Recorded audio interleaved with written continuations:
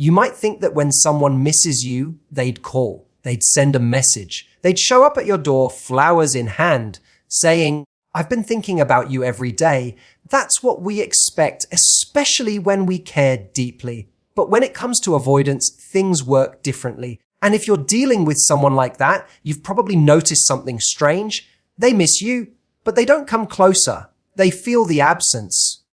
But instead of leaning in, they retreat further, and you're left wondering, if they miss me, why does it feel like they're pulling away even more? Here's the true avoidance experience, longing just like anyone else, but expressing that longing makes them feel vulnerable, and vulnerability for them often equals danger. So instead of saying, "I miss you," they scroll your socials. They leave a like on a story from 10 days ago. They send a random meme with no context. They might even pick a fight just to feel something from you. That's their version of reaching out. It's not that they don't feel.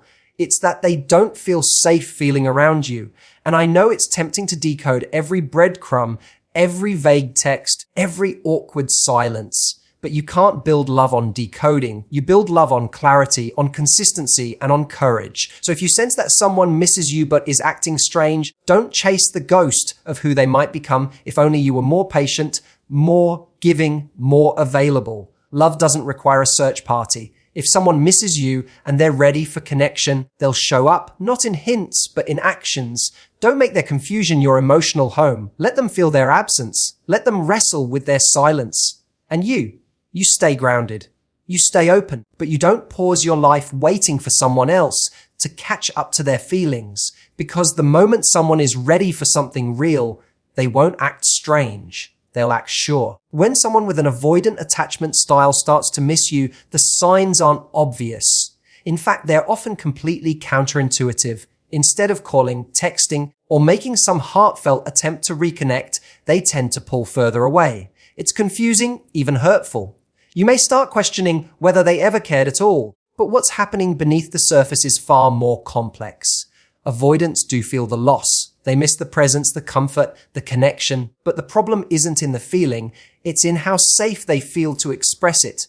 For them, admitting vulnerability feels like giving up control, and that's terrifying. So instead of reaching out in ways that make sense to most people, they do something different. They withdraw, become emotionally erratic, or reappear in bizarre, low-effort ways that don't match what they're feeling inside. Imagine someone standing at the edge of a deep emotional pool. They want to dive in. They crave the warmth, the closeness, but they've convinced themselves it's unsafe.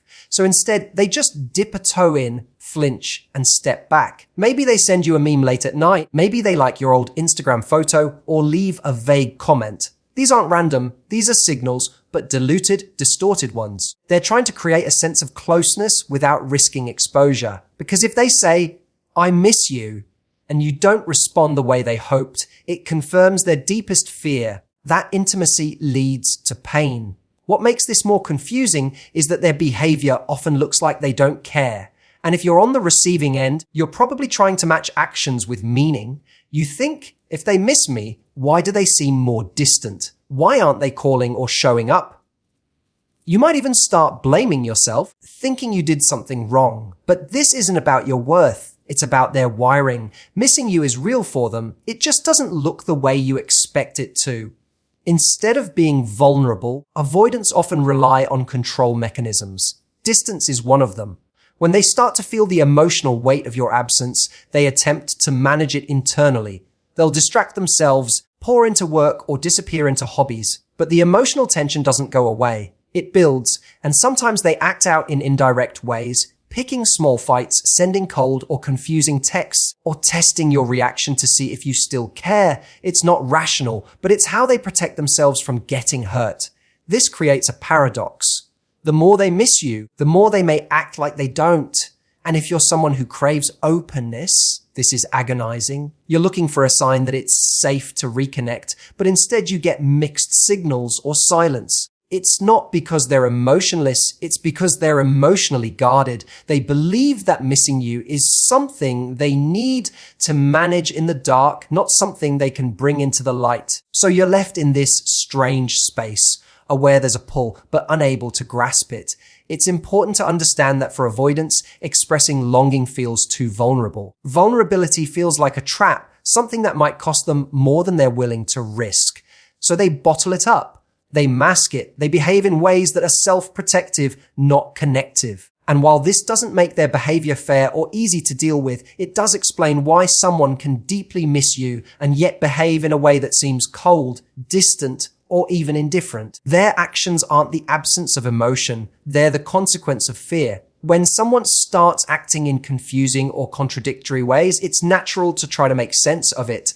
You look for signs, analyze texts, replay conversations, and try to decode what their silence or sudden shift in behavior means. This is especially common when dealing with someone who has an avoidant attachment style. Their actions don't follow the typical emotional logic, and that's because their internal world is shaped more by protection than connection. What seems like mixed signals to you might actually be their way of maintaining control while quietly wrestling with feelings they don't know how to process or express. Avoidants often want closeness, but the moment they begin to feel it, they get uncomfortable.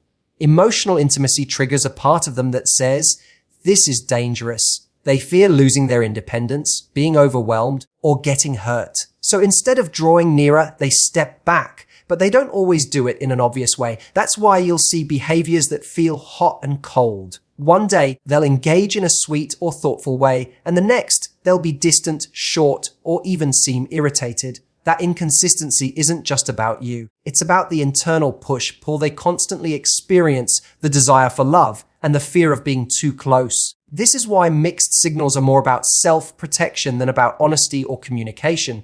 They want to maintain a sense of emotional distance while still keeping a connection alive. So they might send out just enough energy to make sure you don't move on, but not enough to give you clarity. It's the emotional equivalent of leaving the door cracked open, not inviting you in, but not shutting you out either. That way, they don't feel completely exposed, but they also don't lose the option of coming back when it feels safer. To the person on the receiving end, this creates emotional exhaustion. You start to doubt your perception, your value, even your emotional stability. You tell yourself that maybe you're overthinking, that maybe you just need to be more patient, more understanding. But the truth is, real connection doesn't require constant decoding. Someone who is emotionally ready and secure won't leave you guessing.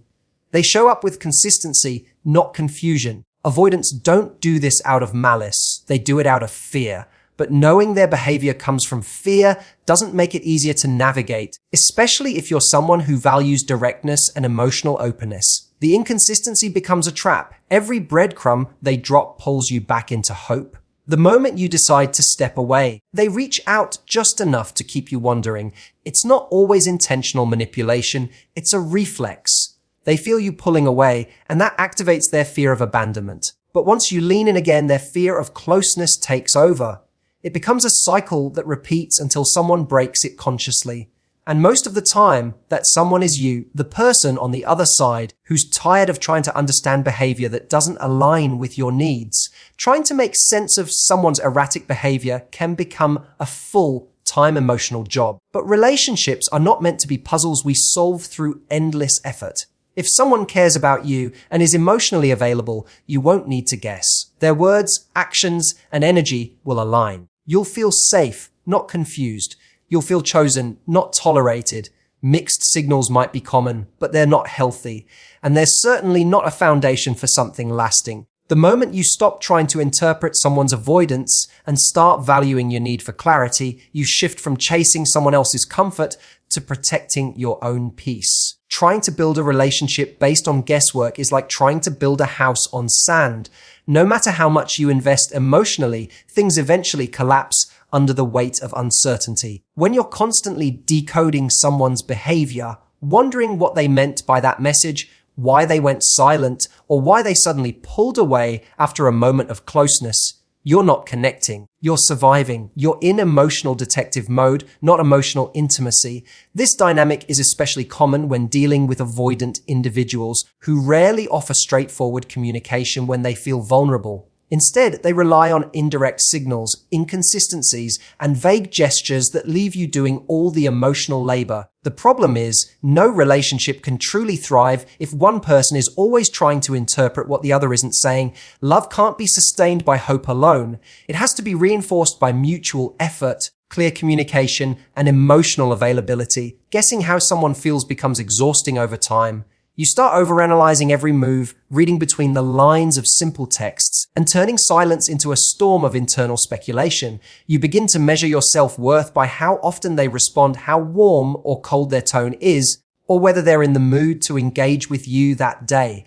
This constant guessing creates anxiety. You don't know where you stand. You don't feel emotionally safe. You can't relax into the relationship because you're always anticipating the next shift. One day they're open and sweet, the next day they're cold and distant. So you stay hypervigilant, thinking that if you just figure them out, if you just say the right thing or give them enough space, everything will finally stabilize. But it doesn't, and it won't. Not because you're doing something wrong, but because you're trying to create connection without collaboration. Healthy connection isn't about performing or perfecting yourself to earn someone's love.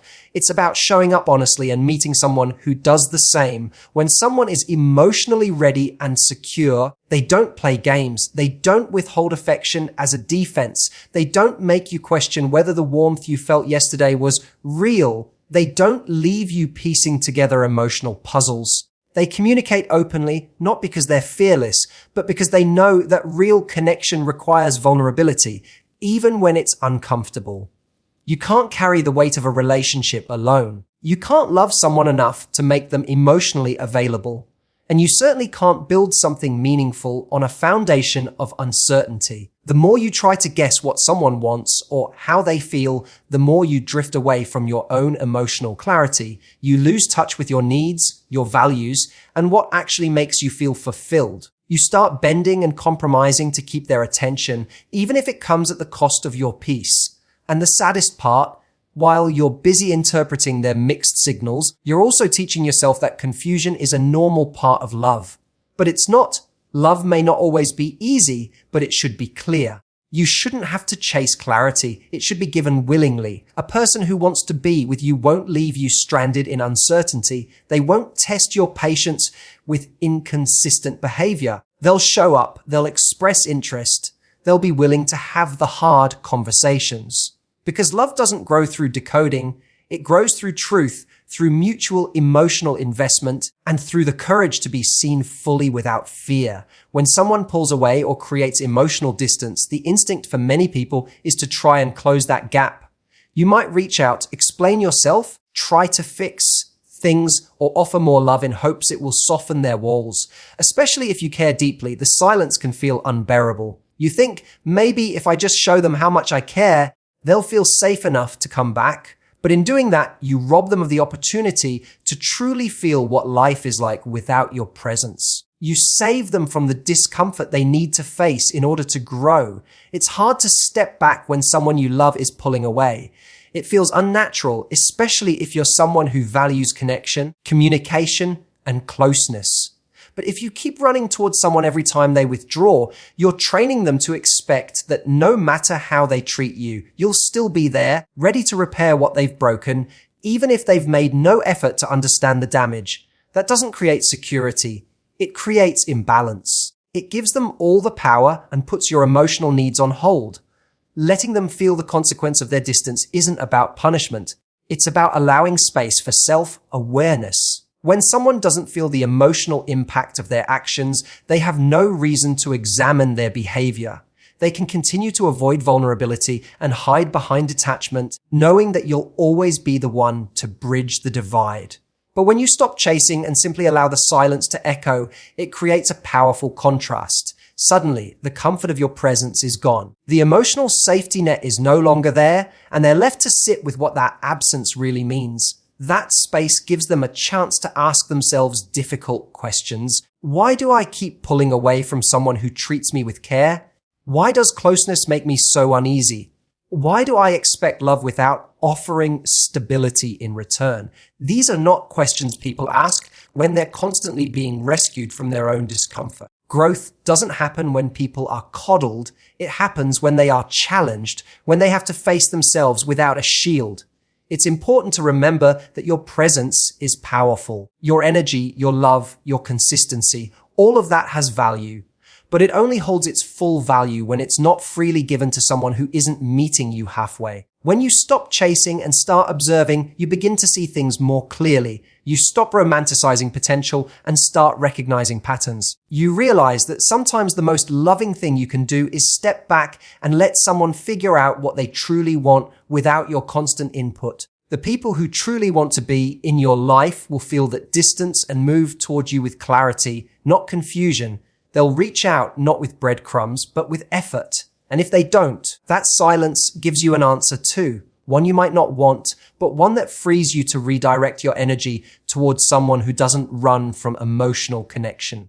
Emotional availability isn't something you can create in someone else. They have to want it, they have to choose it, and they have to do the inner work required to sustain it. Your job isn't to carry their emotional weight or chase their affection. Your job is to stand in your worth, hold space for healthy love, and let others rise to meet you there or not. When you stop rushing in to fix, soothe, or save, you open the door for someone else to take responsibility for their own patterns. And only then do you give both of you the chance to have something real. There's a quiet kind of power in choosing not to wait. It doesn't mean you stop caring, and it doesn't mean you give up on love. It simply means you refuse to put your life on hold for someone who isn't sure how to show up for you. When you're dealing with someone who behaves inconsistently, someone who misses you but acts distant, someone who connects and then detaches, it's tempting to keep yourself emotionally available, hoping that eventually they'll come around.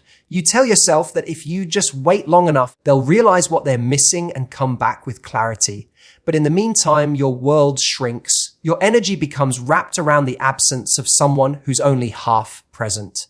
And slowly, without even realizing it, you start living in limbo. It's important to remember that you are not obligated to pause your growth, your happiness, or your emotional needs while someone else decides what they want. Love isn't a waiting room where your value is proven by how long you're willing to sit patiently. You are allowed to keep living fully, even when someone you care about hasn't figured things out. In fact, that's where your strength lies. Not in how long you wait, but in how firmly you stand in your own wholeness while you wait for nothing and no one.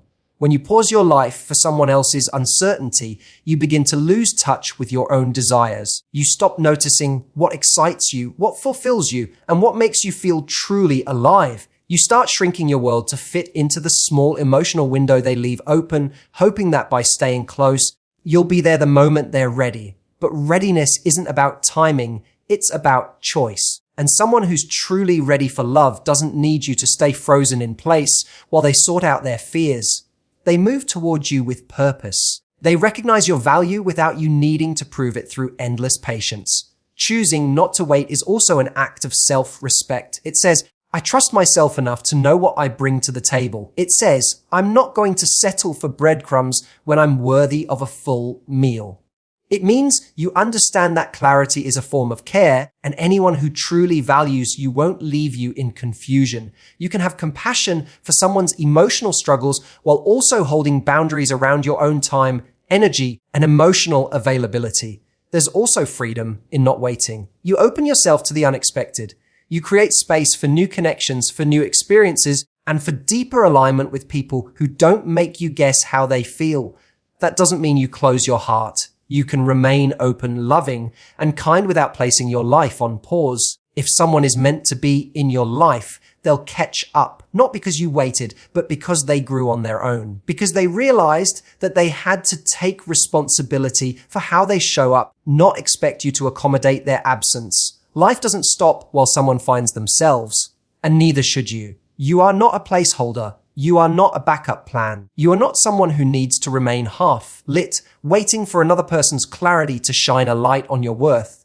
Your time is valuable. Your presence is meaningful. And your path doesn't require someone else's approval to be pursued. So while they're figuring it out, you keep moving forward. Because the right person won't ask you to pause your life. They'll be running to catch up with it. So If you're ever left wondering why someone who misses you acts like they don't, remember this: not everyone knows how to handle closeness. Some people fear it more than they crave it. And in that fear, they behave in ways that don't make sense to your heart, but they make perfect sense to their defense mechanisms. You are not here to fix someone's fear. You are not here to decode confusion. You are here to receive the kind of love that's given freely, clearly, and consistently. Someone who truly wants to be in your life won't make you guess. They won't drop crumbs and disappear. They'll show up, not perfectly, but bravely. And until that person comes along, the best thing you can do is stand in your value, protect your peace, and stop chasing clarity in places where it's constantly denied to you.